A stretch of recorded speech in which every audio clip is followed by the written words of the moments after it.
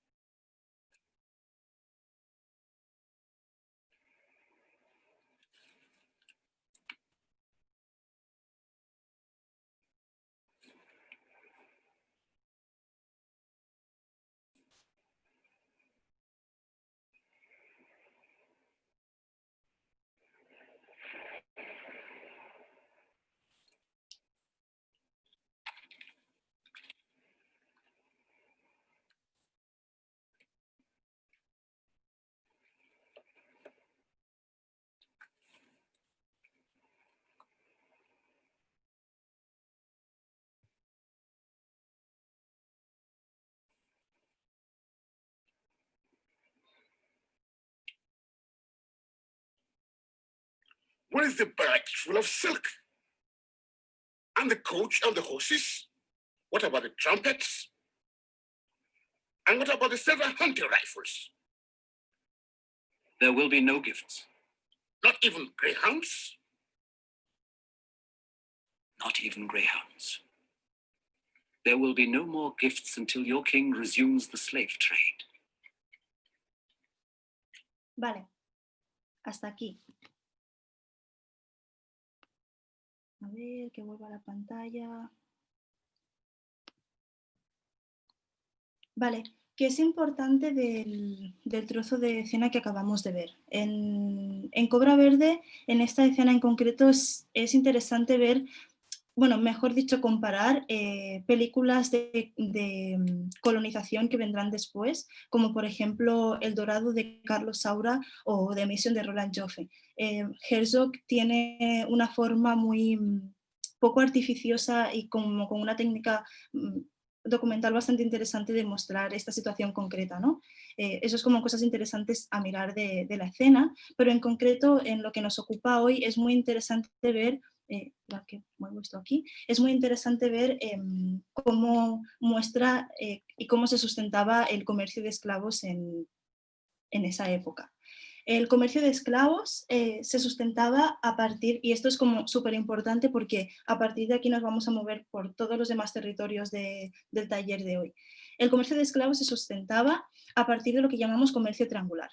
El comercio triangular, de una forma muy simple y muy reduccionista, porque tampoco podemos meternos como a analizarlo de lleno, el comercio triangular básicamente era que los comerciantes europeos se iban a las costas africanas y en las costas africanas cambiaban textiles y otros productos por las personas africanas, que después se las llevaban otra vez de vuelta a Europa y las vendían en plantaciones como mano de obra barata. Una vez esas personas eran vendidas en las plantaciones es cuando empezaba la esclavitud. Entonces la película nos muestra esto, ¿no? De repente esto es lo que os decía del comercio de esclavos, de repente Cobra Verde llega y el rey le dice, oye, ¿dónde están mis armas? ¿Dónde están mis burros? ¿Dónde está todo eso? Y él dice, no, esta transacción no se va a producir hasta que tú no reanudes el comercio de esclavos. Tenemos que pensar que este vaciamiento y esta explotación se perpetuó 10, 20, 30, 400 años más. Y además que 60.000 personas anuales eran secuestradas y sustraídas y convertidas en esclavos. Pero es que además esto nos lleva a como una pregunta, ¿no? En plan de cuáles son las consecuencias de que esto suceda, en plan cuáles son las consecuencias de que 60.000 personas anualmente sean secuestradas y traficadas, ¿no? Lo que nos lleva es a una reducción de la población, pero es que esta reducción de la población no es únicamente física, no es únicamente que cojas a las personas. Ay, tengo una pregunta en el chat. Perdón, es que esto no lo veo bien. Un momento. Ah, pues no. Bueno, vale, no es que únicamente así.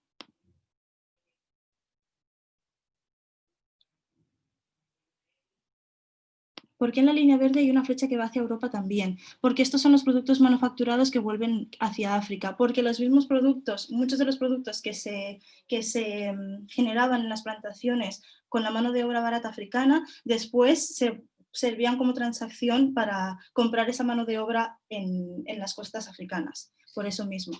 Entonces, lo que os decía, este vaciado no es únicamente físico, de cojo a las personas y me las llevo, sino que también es un vaciado que se perpetúa neocolonialmente hasta los días de hoy.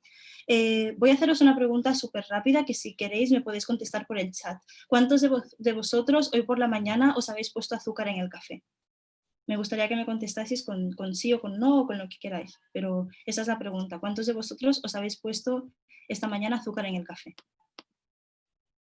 Carmen Morgadella dice que no. Vale, nadie se pone azúcar en el café. Vale. Vale, ¿cuántos de vosotros, por ejemplo, vale, yo sí, dice Cris Beta, ¿cuántos de vosotros fumáis o sabéis lo que es el tabaco, por ejemplo? También me gustaría que me respondierais con sí o con no. Vale, pero por ejemplo, siguiendo con estas preguntas, ¿cuántos de vosotros sabéis quiénes fueron las amazonas de Dahomey o Wangari Maathai?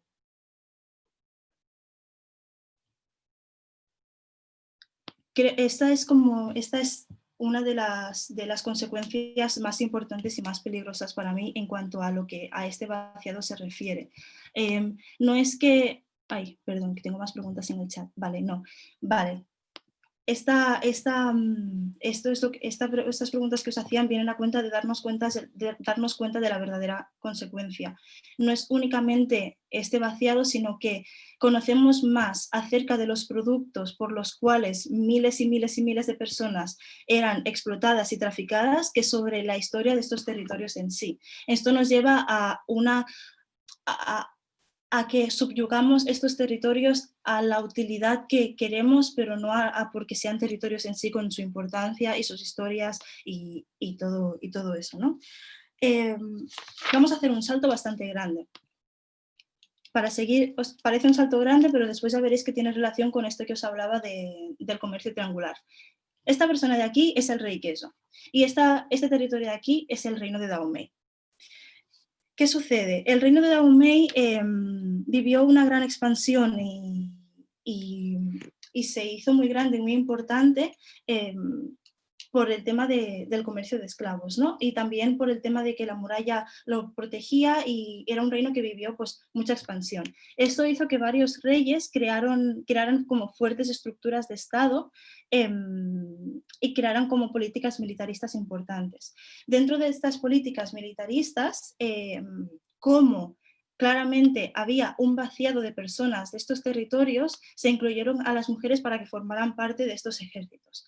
De entre estas mujeres se conoce, bueno, quiero hablaros de las amazonas de Dahomey, que estaban dentro del ejército del reino de Dahomey. ¿Qué sucede? Sucede que el reino de Dahomey se expande, se hace más grande, se hace más fuerte y las amazonas de Dahomey son un ejército que también es muy fuerte y que también tiene muchísima potencia y son mujeres muy, muy fuertes, ¿no? Pero ¿qué pasa? Que en medio de toda esta expansión llega la guerra de independencia de Estados Unidos y llega también la Revolución Francesa. ¿Y qué sucede? Que la demanda de esclavos baja. Y entonces el rey queso, este señor de aquí, dice, oye, ¿qué hago? ¿No? En plan, la forma por la cual yo me sustentaba y me organizaba políticamente, de repente ya casi no está. Y entonces decide introducir en el mercado otro producto que todos conocemos muy bien, que es el aceite de palma.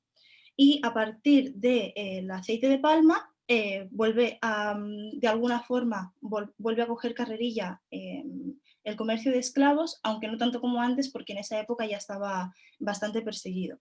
Y entonces, pues otra vez el reino de Dahomey se hace más grande, se hace más fuerte y vuelve a tener una política militarista muy fuerte.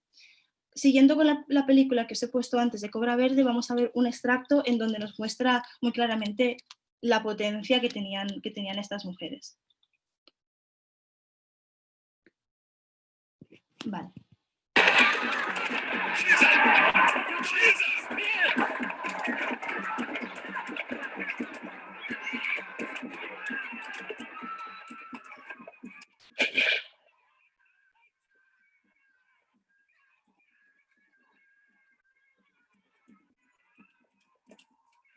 You've got it all. Hold your spear like this and keep your feet moving.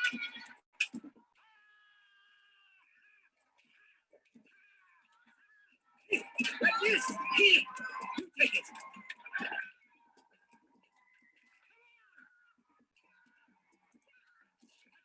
Hello.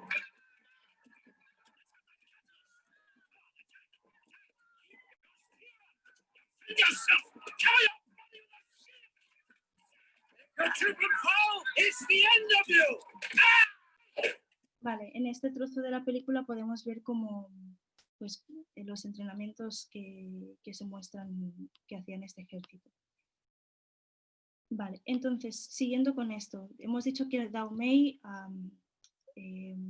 expande unas políticas militaristas muy fuertes y que por culpa de este vaciado, en donde sobre todo la mayoría de personas que se secuestraban eran hombres, las mujeres se incorporan en el ejército. También es verdad que las amazonas de Dahomey ya existían antes y ya habían habido momentos en la historia del reino de Dahomey en donde ya existían y ya tenían su función. Pero con la introducción del aceite de palma y con esta política militarista de expansión, como que cogen fuerza, ¿no? Vale, entonces estas son las primeras protagonistas de las que vamos a hablar, las amazonas de Dahomey. ¿Qué sucede? Para empezar, las amazonas de Dahomey no se llaman amazonas de Dahomey. Las amazonas de Dahomey en realidad se llaman Mino o Ayoshi. Las amazonas de Dahomey las llamamos así porque en la mitología griega clásica existían las mujeres armadas y a estas mujeres se les llamaban amazonas. Y estos mitos griegos clásicos trascendieron hasta el Renacimiento. Y entonces cuando los colonos llegaron a las costas africanas y vieron a mujeres armadas, dijeron, oye, esto nos recuerda al mito, y por eso se les llama amazonas, pero en realidad este ejército se llama Mino. Las Mino, para que os hagáis una idea, llegaron a ser entre 1 millar y 6.000 efectivos. Pero ¿qué pasó?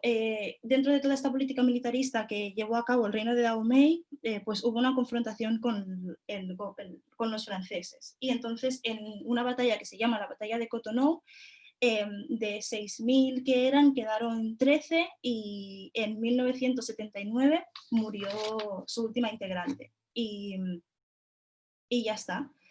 Aún así, las amazonas de Dahomey siguen siendo infinitamente representadas y una de las que tenemos más actuales es en Black Panther. La Dora Milaje está súper reinspirada en este ejército y también, aunque no he puesto foto, tenemos a Beyoncé, que también se inspiró en unos vestuarios y tal. Lo que quiero decir con esto es que muchas veces tenemos representaciones muy mainstream que vemos en el cine o lo que sea, y por esta invisibilización de la que hablábamos antes, muchas veces ni siquiera sabemos quiénes son y creemos que es algo nuevo, algo diferente, y en verdad esto ya existía.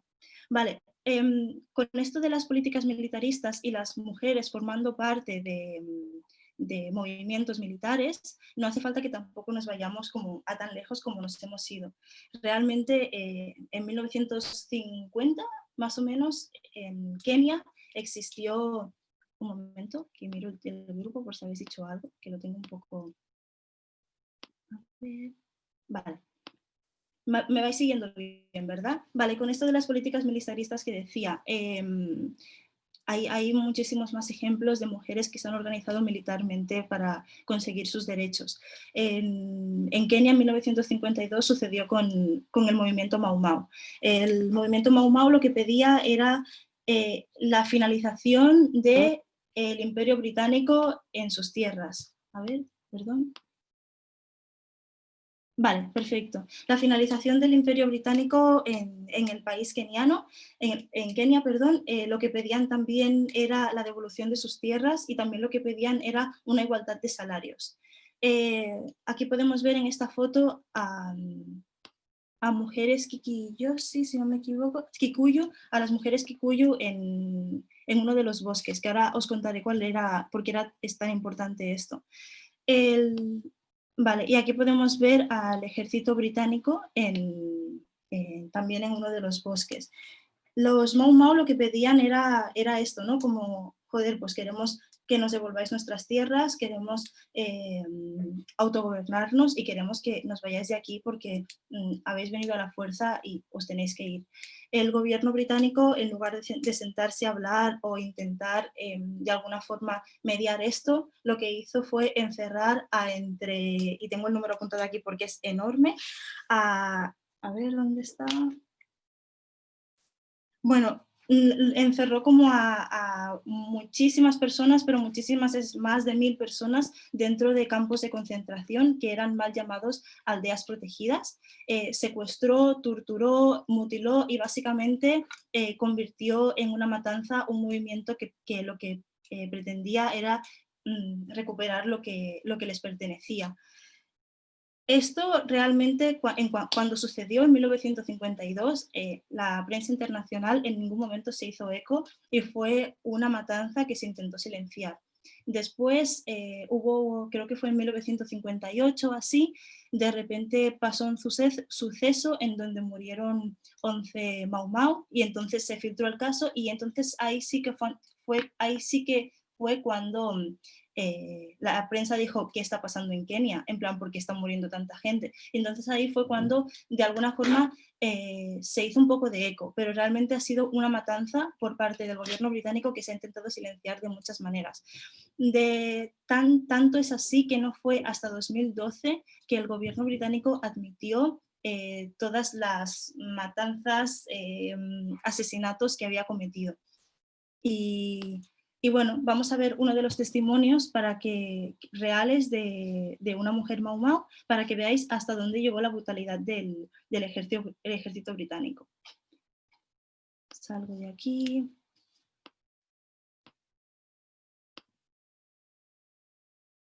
A ver, que me deje, que ahora se me ha quedado esto. A ver. Vale. Vale, este cachito súper cortito que vamos a ver es en 2012 el gobierno británico admite todos los destrozos que hizo en Kenia y en 2013 sale este documental en donde salen diferentes testimonios hablando sobre todo esto. Y bueno, vamos a verlo. Vamos a ver a esta mujer de aquí.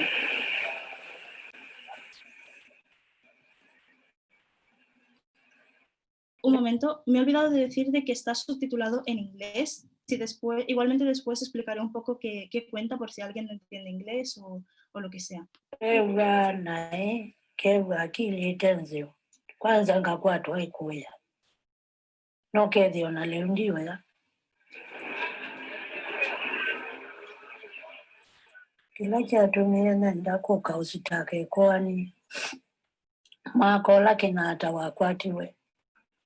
Tinukite nena mosetu mete ilobi.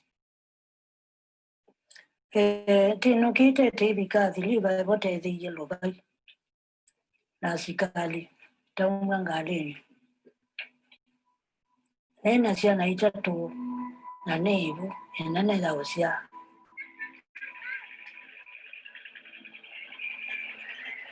Ni wetele. Netaumi ngaleni. Ome mato wondo wo na moi beti chato awedioka. Nasia kwa sia kila sia ni metina. Teke wangalini. Tato awabandu bayitwe nasemene. Nena pati wanovo. Akitamba kinovo. Amaona momo bwata. Anakuniwa soba.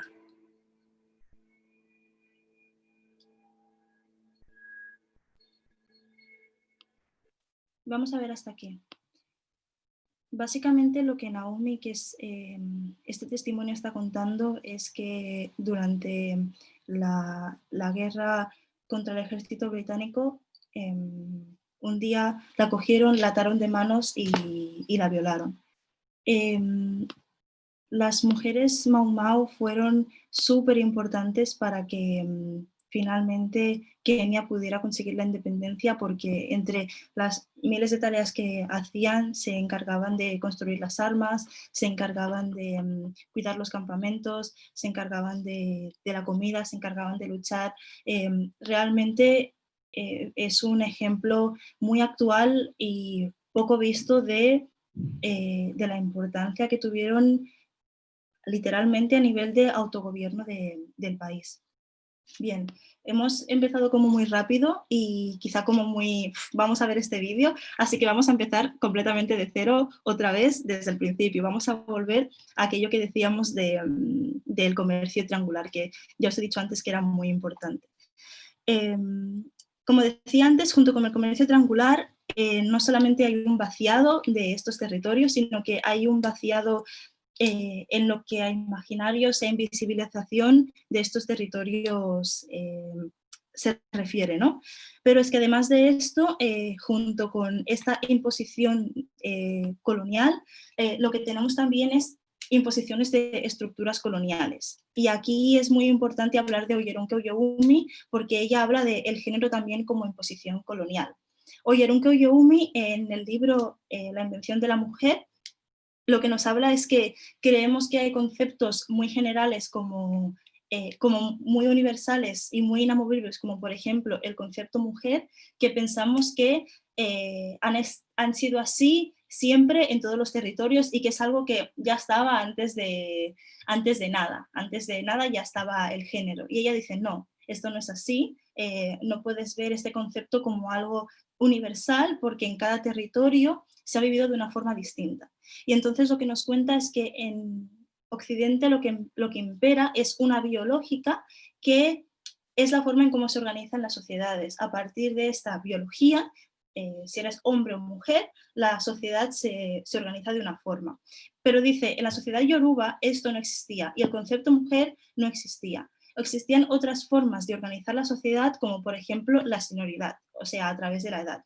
Y decía, claramente existían roles reproductivos, pero estos roles reproductivos no eran un sistema social. Entonces, lo que es muy interesante, es lo que os decía, es muy interesante porque lo que nos dice es, todos estos conceptos por los cuales creemos que es una estructura que siempre ha estado, hay que mirarlo desde cada perspectiva de cada territorio. Y no puedes intentar hablar tienes que hablar de la historia africana desde dentro de la sociedad africana. No puedes intentar hablar de la historia africana desde fuera. Y esto es, bueno, totalmente maravilloso porque es algo en lo que creemos que es como, no, siempre ha sido así, y de repente es como, no, no es así. Entonces, con este sistema género del que hablamos, que dice Oyerunke Oyoumi, que se impone con la colonización, lo que tenemos también es que al mismo tiempo que se impone ese sistema género, este mismo paraguas sirve para subhumanizarnos. Perdón, que tengo aquí las notas. Vale, sirve para subhumanizarnos. ¿Esto qué significa? Bueno, significa que había una subhumanización y una animalización de los cuerpos negros, una animalización de las mujeres negras. Vale, vale, con esta animalización tiene como, bueno, tiene como su ejemplo máximo en los zoológicos humanos. Los zoológicos humanos eran acontecimientos que se daban durante las exposiciones universales y que eran súper populares en Europa a finales del siglo XIX. Cuando decimos en Europa, parece que estemos hablando de que esta animalización y este tratar como objeto a las personas era algo que se daba como fuera de aquí, muy lejos, no tiene nada que ver conmigo. Estos zoológicos humanos pasaban aquí mismo en Barcelona, en Montjuïc. Aquí tenemos el ejemplo de un anuncio en donde anunciaban que aquí en Barcelona iban a exponer a personas, pero es que también se daban en Madrid, en el Parque del Retiro. Es algo que hemos tenido súper cerca. Y es algo que parece que nos pille de lejos, pero que realmente aquí mismo, aquí al lado de casa, pasaba. Que esto es una sensación que también nos da muchas veces de, no, pero es que esto pasaba no sé, en el Reino Unido, no, es que esto pasaba en no sé dónde. No, aquí en Barcelona, aquí en Madrid también se daba.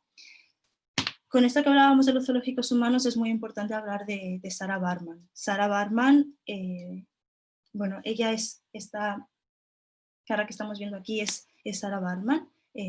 Sarah Barman fue obligada a exponerse en estos zoológicos humanos y con solo 21 años fue obligada a desfilar desnuda delante de personas que la tocaban, la miraban, etc. Y no solo eso, sino que cuando murió, en lugar de dejarla descansar, lo que se hizo es exponer sus genitales en el Museo del Hombre de París. Aquí también vemos algo que es muy interesante y de lo que también habla Oyerunke Oyoumi y que antes me he dejado de explicar, que es esta dinámica de la mirada que tenemos en Occidente y cómo el mirar sirve para estructurar muchísimas cosas y cómo el mirar muchas veces ha servido también como forma de opresión, como estamos viendo aquí con Sarah Barman. ¿Qué sucede? el 9 de agosto de 2002 se consigue que Sara pueda volver a Sudáfrica, y este es el Día Nacional de la Mujer en Sudáfrica, en conmemoración a la repatriación de sus restos. Yo me acuerdo que yo conocí a Sarah Baartman por primera vez bajo unas luces lilas. Estaba todo en silencio y yo me acuerdo que me miraba muy fijamente, y de repente alza la voz y dice, ¿alguna hermana de aquí puede darme un abrazo? Y yo me quedé como quieta, ¿no? Esperando a ver qué pasaba. Y de repente todo sigue en silencio y vuelvo a repetir como un poco más alto, ¿alguna hermana de aquí puede darme un abrazo? Y bueno, me acuerdo que fue súper bonito de repente ver como una chica del público se levantó y fue a darle un abrazo, ¿no?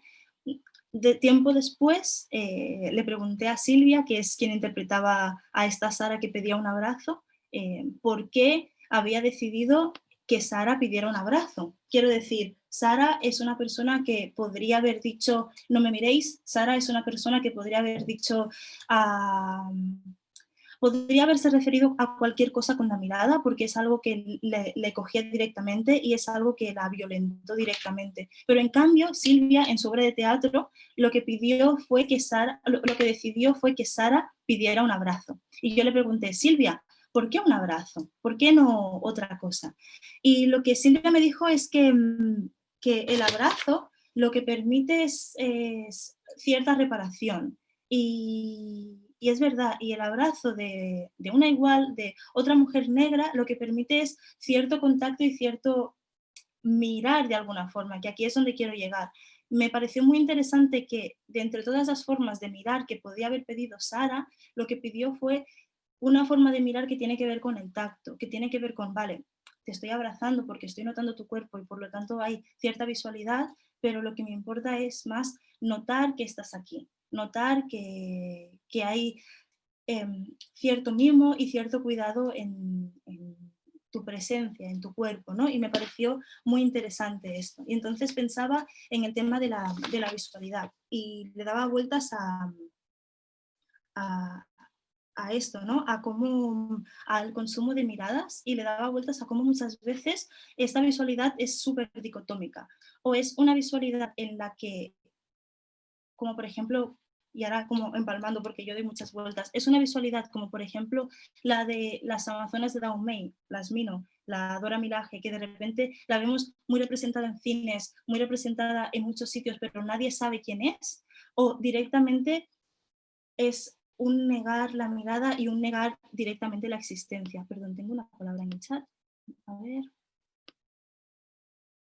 Vale, estamos a 30 minutos. Vale, voy a darme un poco de prisa, que me he enrollado mucho, pero básicamente quería que os quedarais con cómo juegan las dinámicas de vaciado, cómo juegan las dinámicas del imaginario, cómo esta imposición no es únicamente de transacción económica, de este comercio triangular de yo compro esclavos, tú me das esto, sino que es mucho más potente, y cómo esto cómo esto llega a día de hoy a través de la neocolonialidad.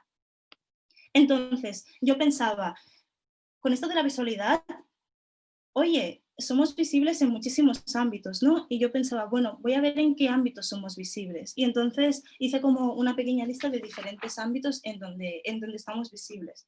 Y pensé, bueno, en política es muy importante hablar de Ellen Johnson, que Ellen Johnson es la primera presidenta africana en liderar un país africano, Liberia.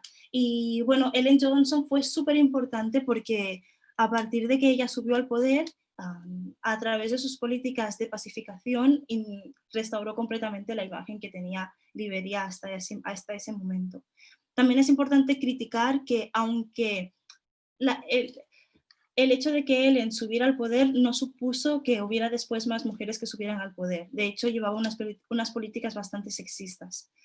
Después, bueno, Ellen Johnson recibió el premio Nobel, como estamos viendo en esta foto, y entonces, así como conectándolo con el siguiente ámbito, pensaba, ¿y quién más hay? ¿Qué más hay? ¿No? Y entonces, si hablamos de premio Nobel, pues tenemos que hablar de Wangari Maathai, que Wangari Maathai fue la primera mujer africana en recibir un premio Nobel.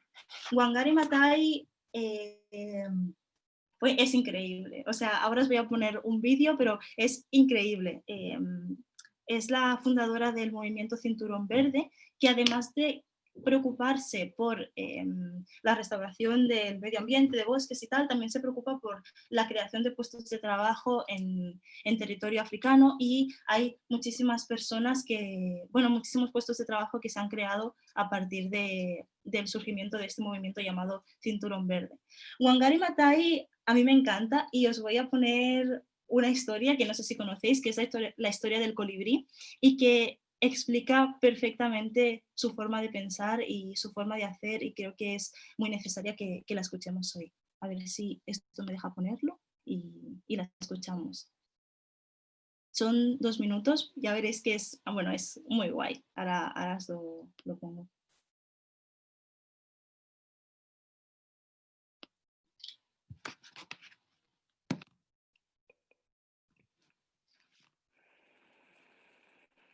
We are constantly being bombarded by problems that we face, and sometimes we can get completely overwhelmed.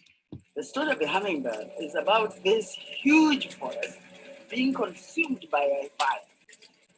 All the animals in the forest come up and they are transfixed as they watch the forest burning, and they feel very overwhelmed, very powerless, except this little hummingbird. It says, I'm going to do something about the fire. So it flies to the nearest stream, takes a drop of water, and puts it on the fire, and goes up and down, up and down, up and down, as fast as it can.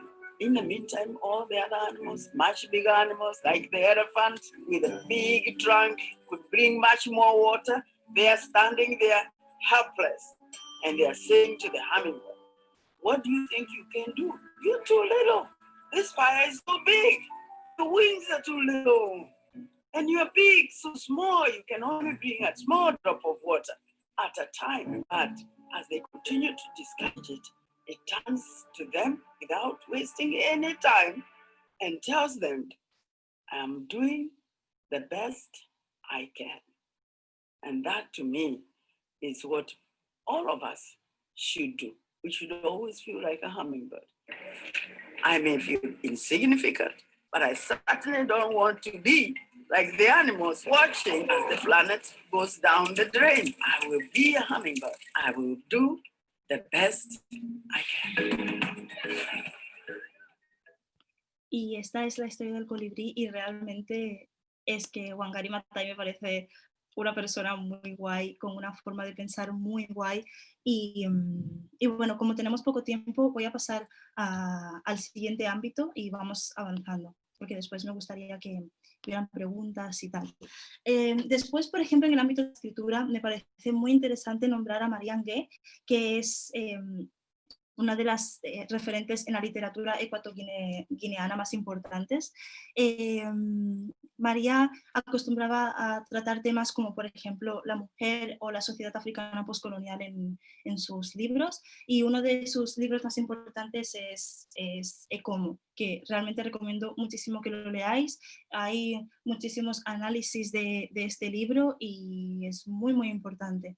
En la literatura hay muchísimas otras referentes, pero seguimos avanzando y ya después ponemos en común algunas cosas.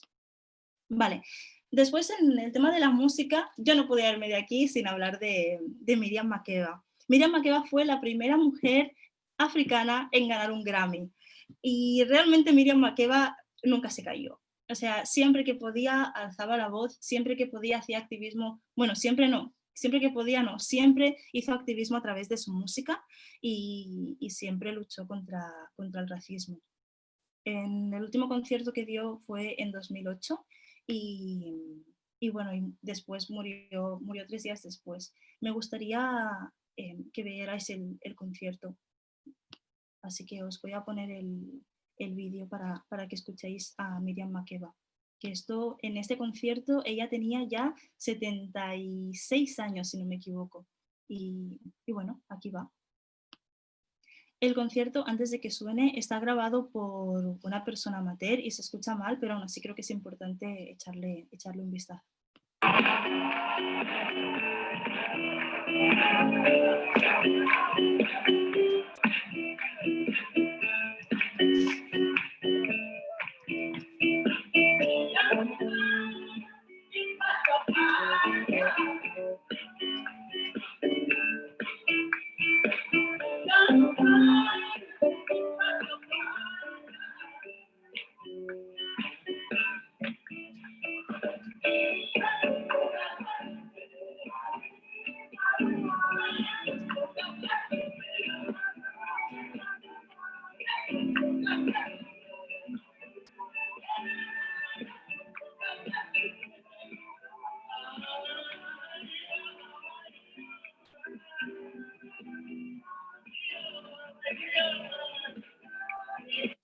Realmente Pata Pata es, o sea, un icono en la música. Vale, y bueno, después yo estuve pensando, ¿y dónde más ámbitos hay? Y realmente podríamos estar aquí 2, 3, 4, 5 horas, 6 días, los que sean, porque realmente no es que hayan ámbitos concretos en donde hayan referentes concretos, en donde la mujer africana haya hecho cosas concretas, sino que literalmente la mujer africana está en todas partes y forma parte de toda la historia. Entonces, pensar que hay solo 2 o 3 o pensar que hay solamente 4 o 5 importantes o en unos ámbitos concretos es reduccionista.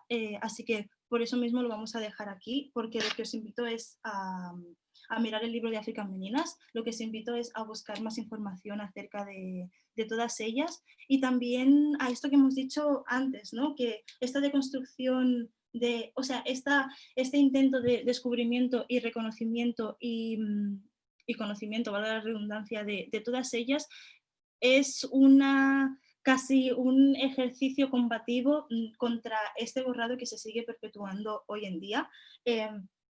Es también un ejercicio de posibilidades en cuanto a salir fuera de esta ventana europeocentrista en la que nos encontramos, y es también una forma de tener lo que yo decía, que si visteis el vídeo, ¿no? Es una forma de saber que hay cosas más allá, pero no cosas más allá como si fuera un descubrimiento porque ya hemos perpetuado demasiados descubrimientos, sino algo más allá en cuanto a nuestras posibilidades de conocimiento y en cuanto a ver que no todo es europeo y no todo es norteamericano.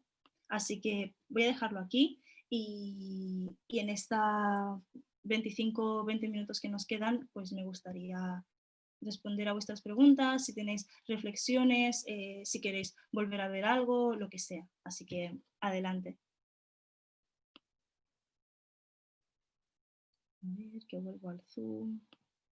Dejo de compartir. ¿Qué ha pasado? Ay, no entiendo nada. A ver, un momento porque he liado un poco esto. Ahora, vale. Adriana Sabate dice gracias. A ti, realmente la explicación de hoy, con el tiempo que tenemos, con toda la información, que tenemos, claramente es esencialista y reduccionista, pero la idea es empezar por algún lado.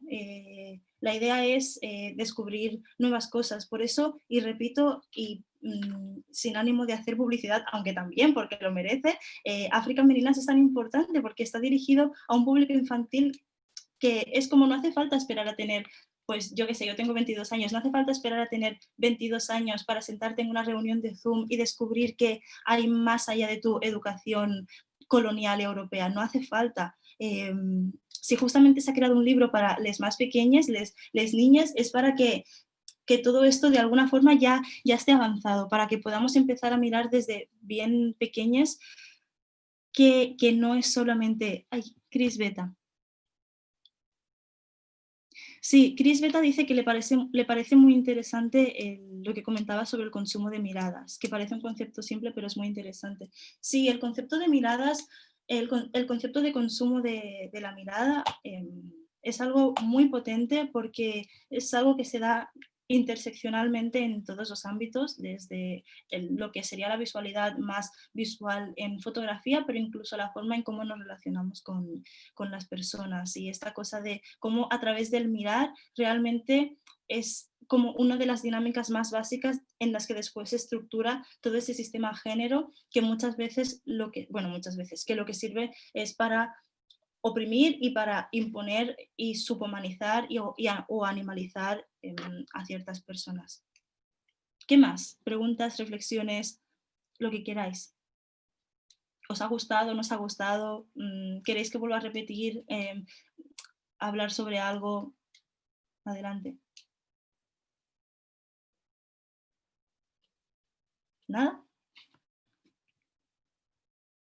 Si alguien no quiere escribirlo, pero quiere hablarlo por audio, también podemos dar acceso, lo que queráis.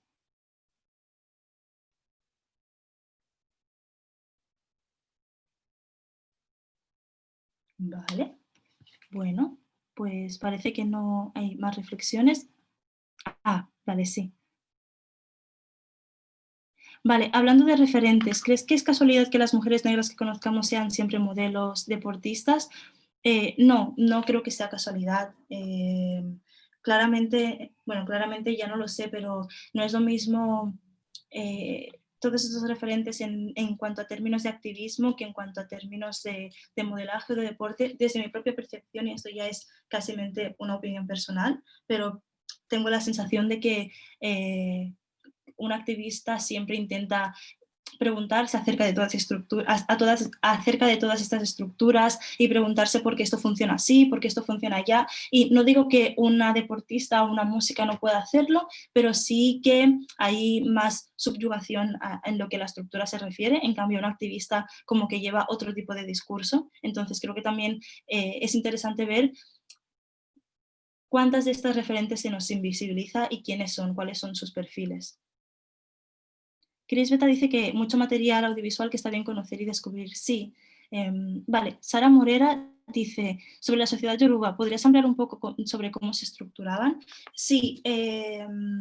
Bueno, para empezar, si queréis, yo no soy experta en el tema. Yo me he leído el libro que comenté antes de Oyerunke Oyogumi, y la forma en cómo se estructuraba inicialmente es esto que comenta Oyerunke Oyogumi, que era a través de la senioridad, o sea, a través de la edad. Esto también significa que la relación que tú tenías con las personas era variable, que no es como sucede actualmente, que es esencialista, sino que era relacional. Tú, por cómo te relacionabas con otra persona, tenías pues de alguna forma más superioridad o más poder que la otra persona. Entonces esto es muy interesante. Y también contaba Oyerunke Oyogumi que no es solamente, o sea, no es que no hubiera una existencia de roles reproductivos, sino que estos roles reproductivos, que es en lo que nos tenemos que centrar, no estructuraban la sociedad yoruba, sino que era... Sí, perdón, que me distraigo con las preguntas. No estructuraban la sociedad yoruba, sino que eran roles reproductivos y ya está, no pasa nada. En plan, era esto. ¿Qué más? Benia dice que sí, podría compartir la presentación de PowerPoint. Sí, compartiré la presentación de PowerPoint y también intentaré enviaros enlaces y links con cosas que yo he ido encontrando de ampliación de la info. ¿Qué más? Mi hijo de 11 años pregunta si todavía existen los dos humanos. Le parece muy triste.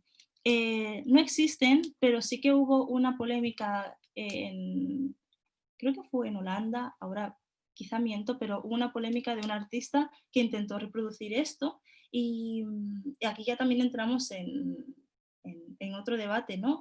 Intentó reproducir esto para finalidades artísticas, y pues mucha gente lo criticó porque es como, realmente, ¿hasta dónde puede llegar tu arte como para poder mostrar esto? Sabiendo todo el dolor que ha causado, es necesario que lo utilices de forma performativa y casi sin mensaje para enseñarlo. Y bueno, pues esto es un debate que se debatió mucho. O sea, esto es una cuestión que se debatió mucho. Carmen Morgadella dice si African Meninas se puede comprar en librerías o solo por internet. African Meninas os podéis dirigir a a la Panafricana, que si no me equivoco ha cambiado de sitio y ahora está en el Raval, y allí tenéis el libro y es que es una maravilla de libro. O sea, yo os recomiendo muchísimo que lo compréis. ¿Pensado para niñas de qué edad? Bueno, la idea del libro, ahora mismo no te sé contestar a qué edad concreta, pero sí que es verdad que en el libro, que esto no lo he explicado, aparecen 30 biografías porque la idea es que cada día del mes se descubra a una referente nueva. Entonces, lo guay es que estas historias puedan ser contadas, que bueno, si son leídas también tienen su encanto y es genial, pero yo creo que es mucho más bonito cuando son contadas y cuando hay cierta oralidad en las historias. Sí, no olvidemos el caso de Bañoles. El caso de Bañoles, como comenta Verónica Rincón, es otro caso que también se asimila mucho al de Sarah Baartman y bueno, es esto que comentábamos de cómo al final se ha hecho lo que se ha querido con nuestros cuerpos, cómo no ha importado realmente violentarnos con la mirada, violentarnos con todo. Y justamente con lo que dice Verónica, también contar de que hay algo muy importante que al final lo quería decir y no lo dije, y porque como que había poco tiempo, que es el caso de la ginecología, que esto de la exposición de nuestros genitales no era simplemente exposición o sea, el consumo de nuestros cuerpos no era simplemente consumo de por sí. Tenemos, bueno, la ginecología moderna con el speculum y otros inventos más se basan y se asientan en la tortura y las operaciones sin anestesia que se le hacían a millones de mujeres negras que eran compradas por las universidades para poder realizar estos experimentos como si fueran ratas de laboratorio. ¿Qué más?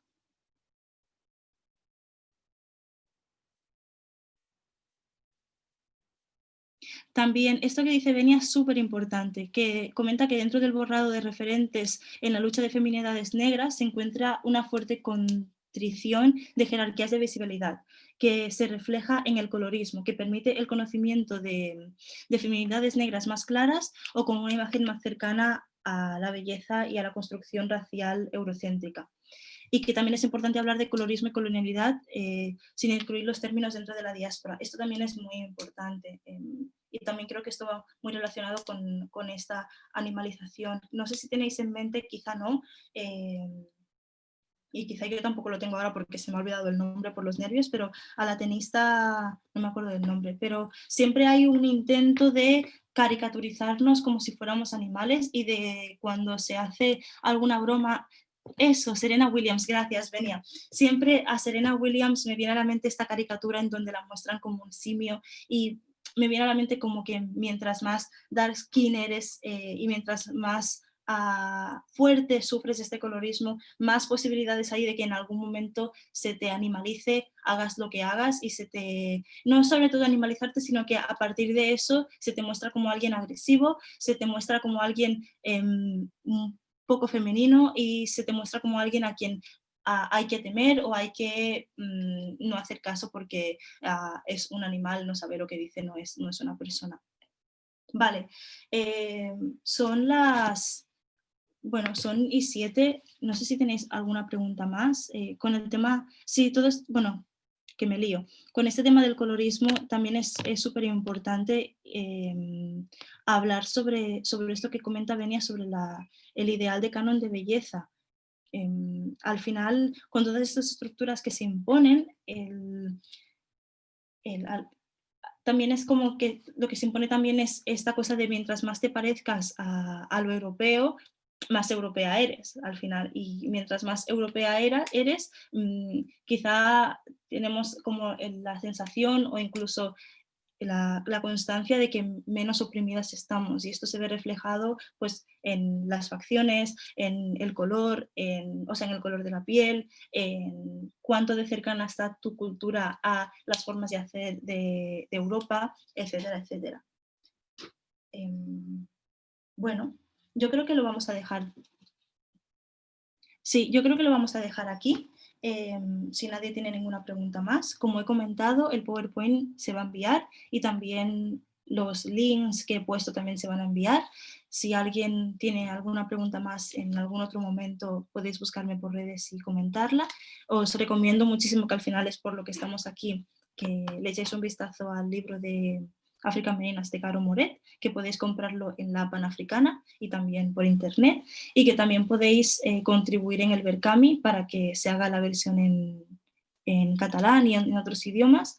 Y bueno, yo os animo a eso, a seguir buscando referentes y a seguir preguntándonos por qué hay personas que están más invisibilizadas y cuáles son las características, que esto es muy importante, de esta invisibilización. Vale, pues vamos a dejarlo aquí. Muchas gracias por estar esta tarde conmigo y nada, hasta luego.